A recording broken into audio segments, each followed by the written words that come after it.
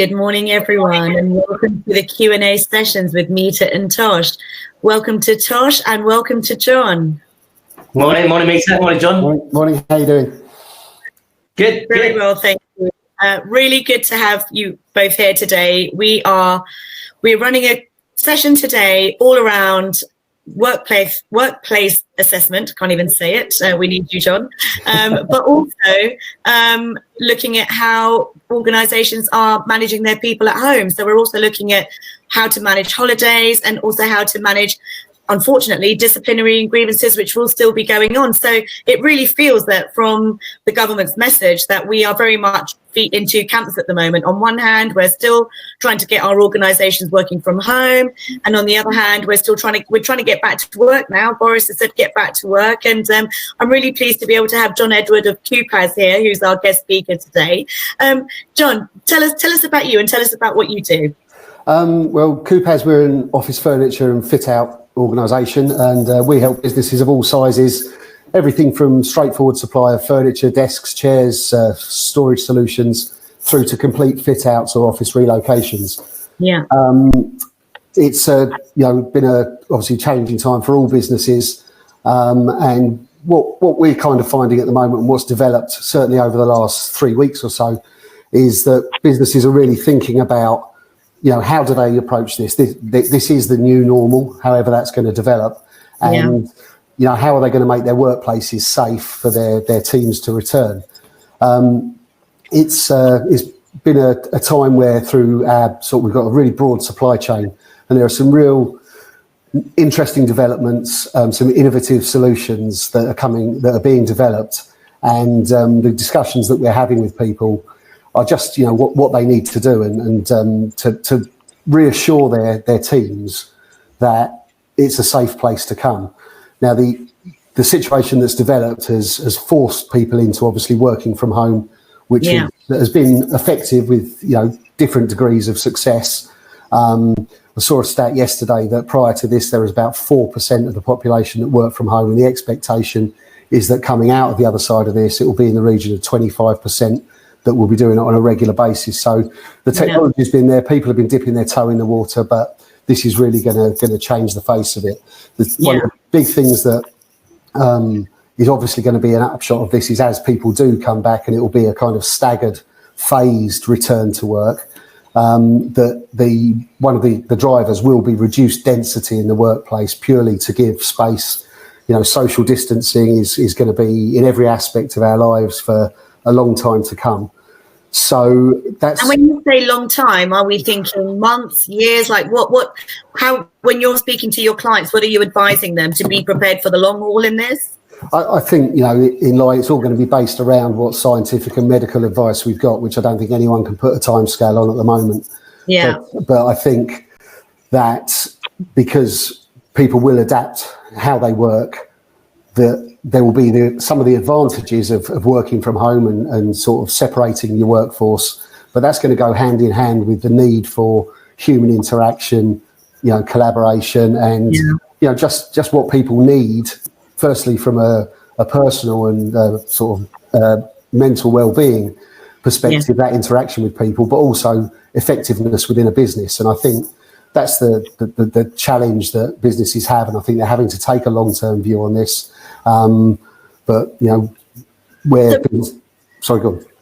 I was just going to ask if you are going into a client. So how are you supporting your clients? Are you going into their offices and assessing their space? How do you engage to help organisations get their people back into the office? Yeah, at the moment, a lot of it's done remotely. A lot of clients will be talking to us about what their requirements are in principle, and we'll be obviously sending ideas over. We can work proposals where one of the things that we're talking to a lot of people about is kind of the acrylic desk dividers or ways of separating space to give people that protection and that sort of reassurance as well. So if we can have kind of a photo of a desking configuration with some dimensions, we can do proposals that way. There's detail to it in terms of bracketry and those kind of finer points, but we can certainly come up with proposals relatively quickly and remotely. Yeah, Sorry, Tosh, what were you going to say? I've just got my hand up in case we all like there's disjoints. I think it's important to say, John, that we were going to do you were going to be able to show some of the stuff you're doing. For whatever reason, we weren't able to do that today, but that will go out with the recording of this, because right now, a lot of the employers want to know, what do I need to do to get employees back to work? Employees are worried about coming back to work because they just want to have their legal obligation and moral obligation, if we want to talk about that too, is just creating the right workplace where people can work productively and they feel safe. So there are social distancing put in place. There are different things you've got, and it looked quite cool actually. And so I thought the visual would be very helpful to anybody listening here. So we're not able to do that now, but just so they know, there will be a link to that show reel so people can see exactly what you can do. And it's just some ideas because we're still figuring it out. The second thing I'm going to say is, look, there's a chat box on the right, which you forgot to say at the beginning. Exactly. We're going to do a little Q&A at the end. We do as well. We do it all the way through. So if you've got questions for John as we're going through this, or you've got something specific you have in mind about... Oh, we might have... There's also anybody that knows the format here, Meeta and I all the questions anyway. Did you have your hand up, Meeta? Did you? Sorry. Go ahead. I have to say, I think the Wi-Fi is giving me a bit of a technical challenge today. You were a little bit down there. But absolutely. So not only do we have the Q&As, but thank you to everyone who's already started to comment on the poll. We will come back to that at the end to see what the feel, the temperature of the room is. Very much, John, you and I were talking before about how we'd like to add value to everyone joining today. And absolutely, if anyone has any specific questions about ideas they have for what they're thinking about might be right for their office, John, I know that you've been advising a lot, so you can let people know, that sounds right or that doesn't. Also, Meeta, could you say what the poll is? Because when this goes out, this recording, people won't necessarily see that side of it. Yeah, absolutely. So we're doing a poll that asks our audience what their biggest concerns are in terms of getting their people back to work. So we're considering employees' well-being, which is the lead at 52% at the moment. We've got office setup and safety compliance, which is a close second at 41%. And then we have maintained rate of workflow and redundancy options, which are really small, but also a concern for some of the audience. So if we understand what the challenges are for our business community, we can then really start to structure our answers. And we've actually got a question from Shan now. Shan is asking, what about a solution for small open plan office space? How do we stick to social distancing rules within such a tight space? It's going to be very challenging in those instances, and I think the key is what a lot of people are talking about is phasing arrival and departure times anywhere, so that kind of identifying wherever there's a pinch point. So a big focus is obviously on the workstation, as I was saying, but it's really other areas around that as well. What are your washroom facilities? What are your kitchens? If you can phase people's arrival and departures, then that also puts kind of break times where they're probably not fixed, but that probably staggers those as well. Yeah. So in our office, we've got a kitchen. You're through to the toilets from there.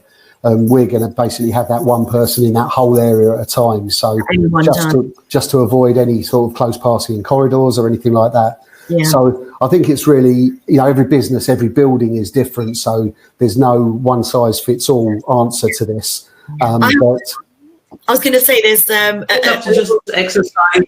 Sorry, you go first, Meeta. I was just going to tell you guys about this really innovative package that I've been speaking to somebody about for returning to work. And if anyone's interested, let me know. It's almost like a little starter box, a safety starter box. And it's called the Protect Box. And literally it's for employees when they're going back to work. They'll have it on their desk. It'll be a mask. It'll be hand sanitizer. It will be wipes. So if they're going to the bathroom, they take their own. They wipe everything before, when anything they touch and after. And it's just reassurance that their employers really thought this through, because I think that's what's really key, is for employees to know that their employer has put a definitive plan in place that is going to completely reduce the risk. We can't take the risk away. Corona, it's out there. But if we can show that we have put the steps in place, and you were talking about these perspex dividers. I mean, they've got flexible ones, they've got glass ones for the really high-end offices, they've got plastic ones. I mean, the innovation is fantastic. So you've got your work cut out for you there. Yeah, there's so many different products, and I think, as you say, that showing that you've thought it through, and what I think is really important is engaging with everybody as well. We're going through a process where I'm going to be talking to everybody individually, because we don't have kind of all the answers. Firstly, to gauge what people's feeling is about coming back to work in general. Because everyone will have different experiences of the situation, and people who you may have thought would have the same outlook on this may have completely different as a result of people they know or their extended family. They might have someone vulnerable, so they might have a completely different look on it. But we've come up with a list of adaptations that we're proposing. We're going to put contactless taps, contactless soap dispensers, and these in all the toilets. But I'm putting this out, any suggestions are welcome, because I see it one way, but, someone might just see something different, and it will be a constantly developing, how do we make this workplace as safe and reassuring, and, people need that sense of community and collaboration to work effectively. And everyone's really had that up until now. So it'd be really great to see that continue as we try to get back to this new normal, as you said. I've got another question from Caroline. So Caroline asks that we operate in a shared building, which is old, has narrow corridors. Whilst I'm not worried hugely about our office setup, my concern is the entrance and exit of the building, and also the communal bathroom and kitchen. What demands can be made on the landlord to ensure that they are adhering to social distancing? Can I answer that one? Yes, thank you. I don't think it's necessarily a landlord obligation. It's you as the employer. Without overthinking it too much, we were basically saying exercise reasonable behaviours, use your noodle, in terms of make sure that people aren't together, make sure they're 2 meters apart. If they're not 2 meters apart, then put measures in place to avoid some transitions. We talked about this last week, Meeta, whether that's masks, or there's dividers or separators of some kind, what John is talking about. So really, it's not the landlord's obligation, it's you to make sure that you're providing a safe system of work for employees. So make sure everybody doesn't go into the kitchen at the same time or go down the corridor at the same time, I guess is what I'm saying. I think if I could just jump in there, Tosh, I think it is also worth getting in discussion with the landlord, because they will have a responsibility if they've got multiple occupants. And, if it's a building, without knowing the building, you can't really comment, but a lot of businesses are implementing one-way systems. So, again, using our office as an example, we've got a fire escape, which is hardly ever used, but we're going to, try and create that circulation to avoid pinch points. So every building's individual, but I would involve the landlord in discussions. I don't know that you can put demands on them, but one of the things that I'm finding, which is just lovely about this situation, is everyone's very open, everyone's in the same boat, and I think people are keen to work together and share ideas. So I'll just have an open discussion in that case. Yeah, I mean, Jim here says that they will and can make all the reasonable adjustments as suggested. Can we then ask staff to act responsibly? I mean, absolutely. It's got to be a team effort, hasn't it? 100%, and I think that what you need to what we're doing a lot of at the moment is sort of visual and physical reminders. So social distancing stickers, signs around, and I think an important thing for businesses to bear in mind is that worth kind of every few weeks moving those around or refreshing them, because people become blind to things that are the same for a long time. So because when people get back, they get busy. It's to keep that refreshed and just to keep everybody's focus. Really good point. So change the colours, change the positioning of it, and hopefully when they've got their little packs on their desks, they can have little reminders in there as well. Ian's mentioned that Perspex screens have become the new toilet roll. You're absolutely right, Vivian. That's why Fast is now being considered in some other options. But we're going to have to get innovative. It really is for all the wrong reasons, but exciting times. And know that together as a business community, we will get back there. Yeah, absolutely. Wonderful. John, we are so grateful for your time, and we've already taken up more than we said we would, but is there anything else we're very grateful for you providing that form and your presentation, because that will be something that businesses can take away and look through. But if they have questions, would it be all right for them to give you a call? Of course, 100%. We're really happy to talk to anybody about any challenges they're facing with getting their teams back to work. And really appreciate you inviting me on. Wonderful, thank you. All right. Thanks so much, John. It's super helpful. We'll put your number out there, John, with this when this goes out, so people can contact you directly, or just chat to me and Meeta. We'll put you in touch with John if that's easier for you to do, right? Absolutely. All right. Thank you very much, John. Cheers. Take Bye. care. Bye. So just whilst before we just go on to the other topics, which we're going to be around managing the team that are at home, because most are still at home, we've got some questions around stickers, the boxes. I will be happy to introduce you to suppliers on that, because if we can get that bit right, I think, because the poll is out and out saying employee well-being is the number one concern. If we can overcome that, I think everything will be smoother going forward, and getting everyone out of lockdown, out of working from home. And actually, Tosh, John's stat about people working from home, 25% will be working from home, but actually over 65% are interested in applying for flexible working. So that might be something you and I talk about in more detail on a future. Yeah, absolutely. What the obligations are to do those sorts of things. But just to be clear, the pack you were talking about, it was right at the beginning, just in case some people came in a bit late. Could you just repeat what was in that? What it was? It's a really clever thing, because I think the key here is the mindset that we are still protected. We're going to go back to work. As the questions have shown, there may be, social distancing, but there are going to be points where people have to pass each other, where we have to use communal areas like the kitchen and bathroom. And so this Protect box, what it does, it's a little starter pack for safety. So it's, hand sanitizer, some masks, some gloves. It would have wipes, so that if someone's using a communal area, they can wipe before and after. And it just, I think coming to work on your first day, or even getting it dropped at home and saying, look, this is yours, and we'll always make sure that that's replenished, gives the real reassurance, showing the screen, so sending employees, getting screens up. I love John's idea about these stickers, because the stickers will be there too. This is my 2 meters, respect my space kind of thing, And I think we will all get used to working in this way, but this transition time is the uncertainty that creates indecision and makes us ineffective. So if we can start to create some certainty and security for everyone, I think there'll be a far greater intention of everyone saying, yeah, I feel that we're being looked after. Let's get back on with it. That's key. You just need to keep that dialogue open, be transparent.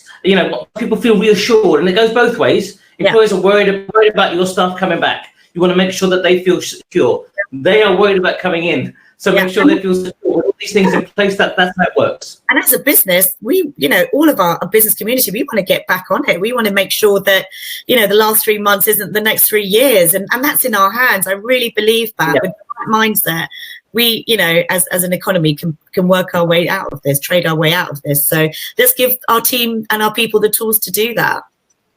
Yeah, absolutely. It's a great idea, Meeta. It's really good. Okay, good. So Tosh, as we said at the beginning, we're kind of feet in 2 camps, aren't we? We've got the camp that we've spoken to John about, getting back to work and how that's going to look and how we do it safely. But the fact is that we still have, the majority of our people working from home. And again, we'd like to think that that's all going smoothly, but there are always going to be questions. And I really appreciate that you and I are now looking at some of the more challenging aspects of managing people from home. One of those is the disciplinary and grievances and the process and how we would do that remotely. And the other one would be holidays. We've got a bank holiday coming up on Monday. I read that Google have actually told their staff to take, I think it's next Friday, off as a holiday. Whether they'd given that as an extra or insisted they take it, it didn't say in the article. But these areas of these topics are key. I think a lot of questions are out there. So, should we go into holiday rights first? Yeah, let's do that. So, I guess the number one question that a lot of my clients have been asking is about what are their rights during employees, and when I say their rights, what can employers do? What can do to make staff take holiday leave, whether employees can say no, and all those sorts of things. So I'm going to give you a quick whistle-stop tour on it. And there's 2 scenarios I want you to look at. There's those that are furloughed and those that are not. The ones that are not furloughed are working as usual, or they might be remotely or whatever, but they're still working in the same terms and conditions as they were before. They're receiving full pay, they're doing their hours, they're going to be entitled to take holiday in exactly the same way as anybody, and they will be paid in the same way as anybody else would be. The slight difference is is that the government changed the rules now so that you can take the first 4 weeks. So everybody's entitled to 5.6 weeks holiday a year. Okay, that's the minimum in the UK. It's 28 days, 20 days plus 8 bank holidays. And the law now says the first 4 weeks of those 20 days can be carried over for the next years. 2 years, yeah. So that applies. That's right. But for those that can't take it because of coronavirus, not taking it doesn't mean that they can't get on a plane and they're going to go on the beach. It just requires them to take a break from. That is the requirement for holiday. So the first scenario is it's the normal rules that would apply, apart from they can carry it over for 2 years if they're still working and not furloughed. Yeah. The second scenario is for furlough employees. So I guess the question I'd like to ask you, Meeta, is if you have staff and they're sitting at home and they're being furloughed and you want to put them on holiday, as a business owner, what's your thoughts on it? Do you think you can do that or you can't do that? Yeah, I think it's a really fair question. I have a number of my team furloughed on the basis that we furloughed them sometime, end of March, and potentially they'll be coming back anytime between June and now I think October. Is that right, Tosh, for the end of the furlough? That's right, yeah. For businesses, I think that is a real challenge. And I think there's two things here. One is the mental well-being of the employee and whether they actually need some time out. When they're furloughed, they're not working anyway. So that shouldn't be a problem. But the other side is the business. And personally, I would like to not have to ask my people to take holiday when they're furloughed. I think already the partnership between the employee and the employer to create this furlough status is a true, sense of trust and confidence between two parties. And I think that whatever an employer does to continue that will only gain them loyalty and certainty that their employees will come back to them when this is all over. So that's right. That's the balance, isn't it? Yes. Balance. For what I'm thinking is there's two things. One is what does the law say, so you know what you can do, but is that necessarily the best thing to do in the current climate with your relationship with your employee? That's a different thing. So what the law says is, whilst they're on furlough leave or not on leave, an employer can obligate an employee to take holiday leave. They merely have to give twice as much notice as the amount of holiday that you want the employee to take. So if you want them to take a week off, you've got to give them 2 weeks notice. So if Google said you're all taking next Friday, you're taking it out of your own holiday, they could do it on the Wednesday because it's double the notice. As long as it's just not an unreasonable request. So then it would be for the employee to explain why I can't take this holiday. I think that would be very difficult in the current circumstances. But you can force. I wouldn't suggest that you do. The reason that employers are thinking about doing that is, like I said, is the floodgates are going to open afterwards. Suddenly, everybody takes holiday entitlement. Well, as an employer, you're entitled to say no, if it's reasonable for you to do so. Again, it's according to the needs of the business. So you'll just end up staggering holiday leave of employees, I suppose, as they start making their applications. So I'm thinking in real time here. So this might be you might say no to this, but could an employer set out a return to work holiday guide and say, you will have, most of your holiday, however many days that is, you are allowed to take this many in this year, this many next year, and this many the year after. So if they, for example, have 20 days left, could the employer set out some guidelines and say, you can only take 5 up to the end of this holiday year, and then the rest will be split in half over the 2 following years? Could an employer do that? You could do it, but again, it has to be what's reasonable in the circumstances. If employees want to take their holiday, they have the right to holiday. Whatever the policy says, remember, the employer just has to be able to reasonably say no. And it's going to be reasonable because we've just written a policy that just says we can do that. But obviously, again, without I try not to sit on the fence on these things. It depends what the circumstances are. If you can justify saying, look, if we don't do it this way, we're just going to fall off a cliff because we haven't got the that we need to do what we need to do, those are going to be justifiable reasons. So yes, you can do that again, but it will still circumstances. One other thing I wanted to say, Meeta, is that the people don't know when they're on furlough or not. When you pay on holiday, is it on full pay or is it on furlough pay? Do you get 80% of your income or 2.5%, or do you have to pay the full during their holiday leave period? Do you know what the answer is? Because I imagine most of the other employers will be the same way as you. Well, because I think I've been a good student in the Q&A sessions, I think the answer is that you get full pay for holiday pay. Is that right? So the answer is yes. Yes, that is the right answer, but up to a certain point. So the first 4 weeks are full pay. And then the remaining 1.6 weeks, the UK law, can be under furlough pay. The reason that is because the first 4 weeks under the working time regulations, which is European directive, we've all got to follow that. And that says your normal full pay. But the remaining 1.6 is domestic law, so UK law. So that would be that could be furlough pay, 80%. Okay. That's interesting, because another question that conversations I've been having with clients, and one of the questions around holiday was, so, you know, a lot of organizations have long service holidays. So they may give 24 days as standard, 8 days bank holiday, and then somebody might have, worked there for 5 years and got another 5 days. What happens to the holiday that's above the statutory holiday? It depends what it says in the contract. So remember, it's only the first 4 weeks that you can carry over for the next 2 years under the law. If the contract allows some carryover, it's whatever is in the contract, because that's over and above what the law says. So if it's beyond the 4 weeks, normally what it is, there's something in the contract that might say, you know, if the holiday year is January to December, they might just say you've got to take it in the following March, use it or you lose it. So it would be a contract that would decide anything above those 4 weeks. Right. Okay. Great. Thank you. I think that covers everything for holidays. I think so. Brilliant. Okay. Well, I guess that means that we should start talking about the challenging topic of disciplinaries and grievances and dealing with that on a remote basis.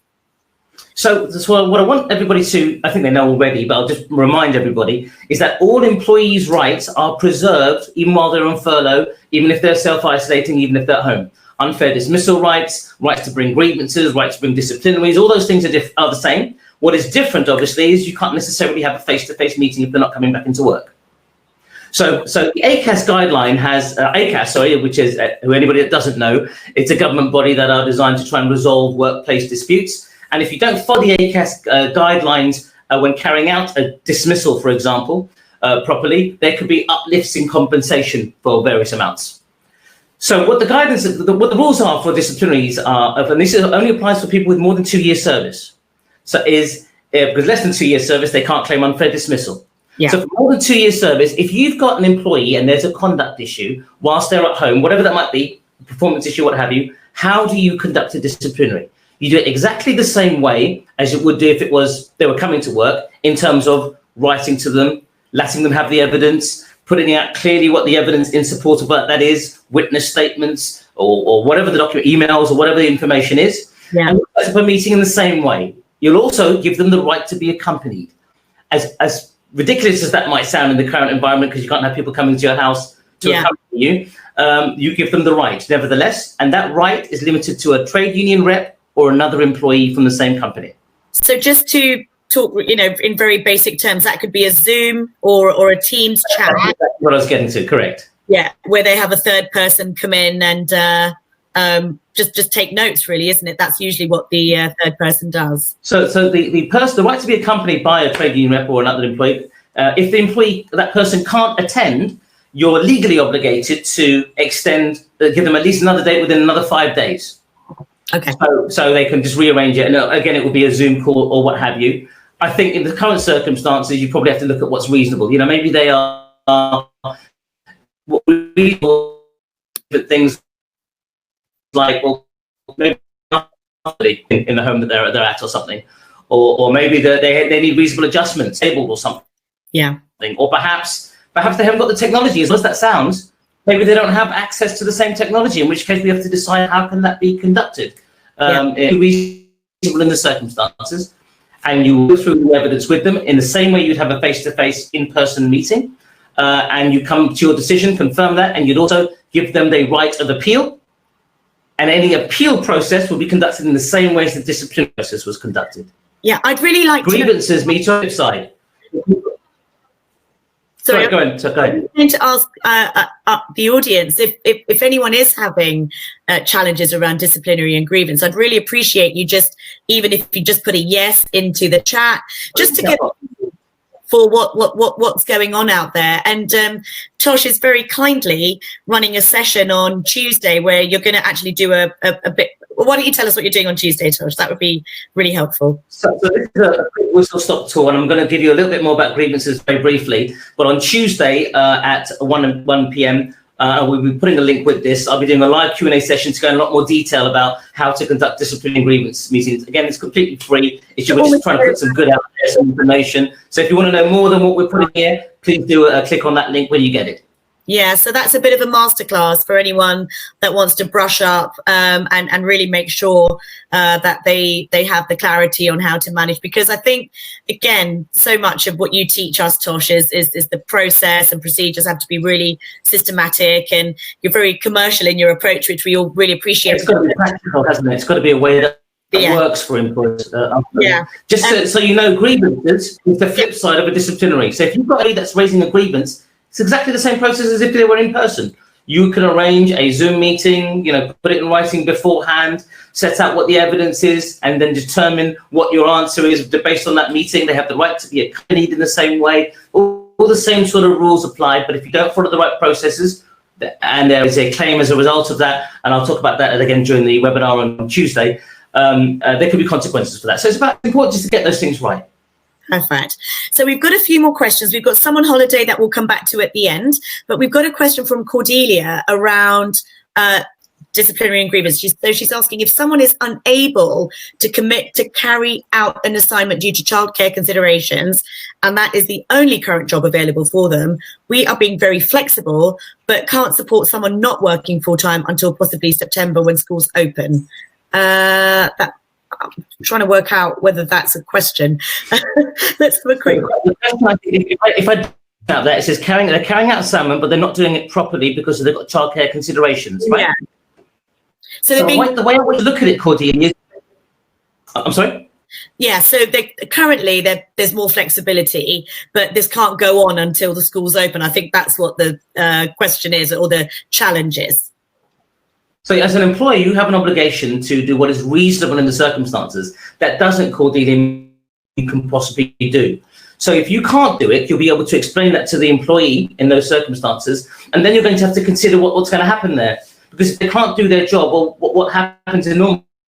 Well, in normal circumstances, it may be a conduct issue or performance issue, or perhaps you would decide to put them on furlough in the current circumstances to secure their job.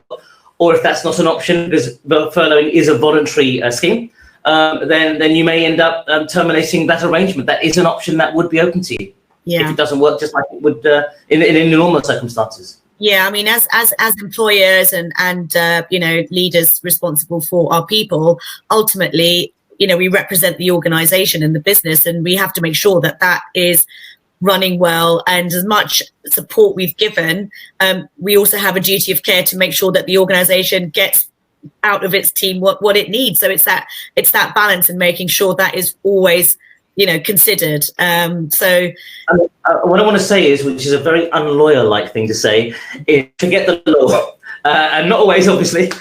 Just do what's reasonable in the circumstances. If you can justify why you're doing something or why you're making a decision, I'm going to say 99% of the time, there's not going to be a technical legal issue that will catch you out.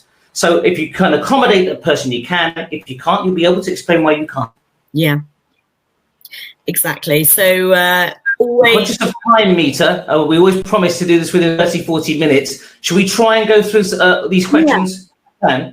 Let's do this. We've got a few questions around holiday, and then we've got some off-topic questions as well. So I think what Tosh and I always promise is that one of our sort of key promises is that we will answer every question that you as an audience have for us. If we can't do it in the time, because we know you dedicate your time to this and going over isn't fair on you, we will then record a follow-up Q&A session and send it out to you all. So if we don't answer your question in here, please rest assured we will follow it up straight away, get the answers and send that out to you over the next day or so.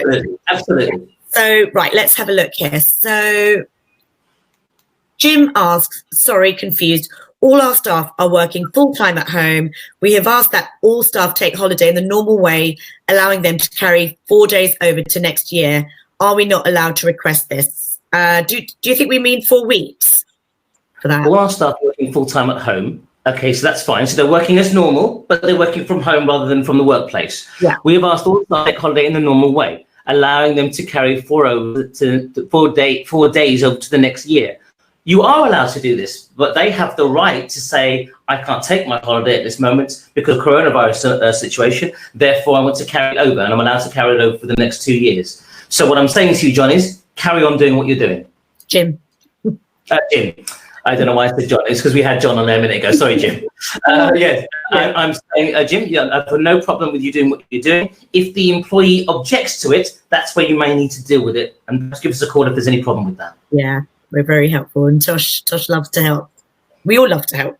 So Meeta is asking, assuming not taken 4 weeks during furlough, would May bank holidays automatically be paid on furlough pay rate or full pay? That is a question I've been getting as well, actually. Yes, so what I was saying to you was that the first 4 weeks is under the working time regulations is at full pay. Those 4 weeks is 20 days. That doesn't include the bank holidays.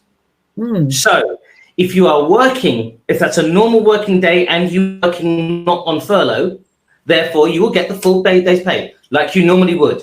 If you are on furlough and the bank holiday is the day that you would work, then you're going to get %. Okay, thank you. Because it's not included in the first 4 weeks, okay? Yeah, so that would be at the furlough rate. Correct, that's right, the furlough rate. Okay, thank you. So Caroline asks, I've heard that the carryover of holidays for the next 2 years, if the employer has restricted the number of holidays that can be taken under the current circumstances, if there are no restrictions given by the employer, then normal rules apply, which is correct. Yeah, so you've just kind of covered that. But just clarify one more time. So that's exactly right. If they've been given the freedom to take their holiday this year, you don't have to carry it forward for the next 2 years. I think, Caroline, the issue is whether employees confuse taking holiday with, the law doesn't differentiate with them going to the beach or going to the living room. So the reality is it's a break from work. That's the idea of the holiday.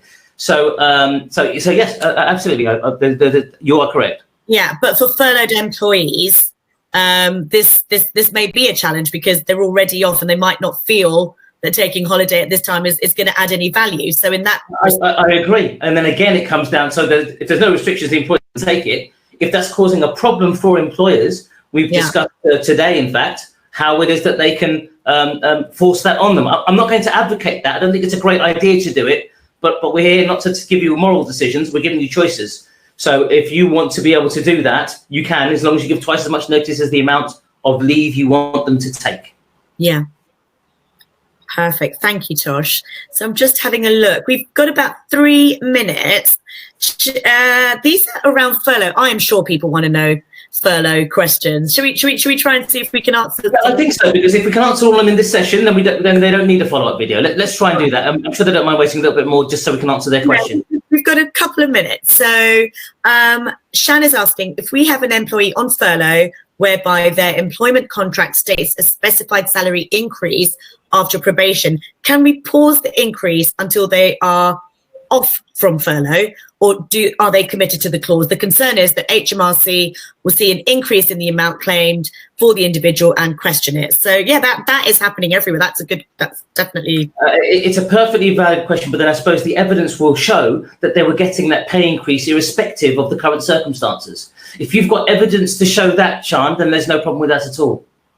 Okay, the issue, thank you. What they're trying to avoid is people bringing their mother, their brother, their mate suddenly on the payroll and suddenly increasing everybody's salary out of nothing after the announcement. So if you've got evidence to show that this is happening irrespective of the circumstances, you're all right. Yeah, brilliant. Thank you. And we have a question from Isabel. Isabel has in an independent school. They are planning on bringing 19 staff back from furlough middle of next week with a view to opening on the 1st of June, which we're seeing in the press is D-Day for schools. What happens if the government don't allow schools to go back on the 1st? Would they have to then stay off of furlough, so not be furloughed for 3 weeks? Because the end of term is then the 5th of July. Is there any reason why we can't furlough staff in the school holidays, as they would then usually be on holiday? Let's answer the first question. I'm going to answer it in a different way, because what's happening is what we're trying to do is to shoehorn situations when you should know what the principle is to then apply it to the situation. The principle is, are they entitled to furlough or not? So the question that rises is there work available for them to do or not? If there isn't work for them to do, or if there is work for them to do but the employer can't afford to pay them, then they're going on furlough. The furlough scheme, remember, is to avoid a redundancy situation. So if they're now able to come back to work and you put measures in place like John has discussed with us before, then you have done what is reasonable to create a safe system of work. You've also given guidance, perhaps even about how to travel to work, right? Whether it's public transport or whatever you're doing. You're doing all the right, reasonable steps. In that case, they then will receive their normal pay because they're coming back to work in whatever circumstances. If the government say, all change, please, for whatever reason, Isabel, and then they say, no, actually, we're not opening, well, we're back to the furlough scheme scenario. Okay. Does that answer the situation? Brilliant. Thank you, Tosh. You're amazing with how you get all these answers out there within the allocated time. So we've gone to 40 minutes. I think we've covered everything off. After this, we'll go back and have another look. But I just wanted to wind things up just by talking about the poll and to say thank you for everyone for taking part. Employee wellbeing is 51% of concern. So I think we've covered some of that, and we'll be doing more webinars in that space. Office setup and compliance and safety compliance is 42%. So we'll send you some information after this webinar in that space, but you can also call myself or Tosh, both of us, and we can even put you in onto John. I'm going to send out everyone details on all of the safety equipment, the boxes, the stickers, all of that, so you can speak to them. And interestingly, maintaining rate of workflow is quite low. So I think that means employees are doing a good job of continuing that. And there's a little bit in there around redundancy. And I think, again, Tosh, with furlough being extended, that has been pushed back, but it's still going to be a challenge. So hopefully we can run a session on that down the line as well. Yes, absolutely. I think we're out of time now, and people are having to go. We do try and keep it to half an hour, but what we will do is a follow-up video. So anybody that's asked a question that hasn't been addressed, we'll probably go through those and everything else we discussed anyway, right? Thank you very much. Thank you, everyone. Thank you, Tosh. Take care. Take care. Bye for now. Bye all.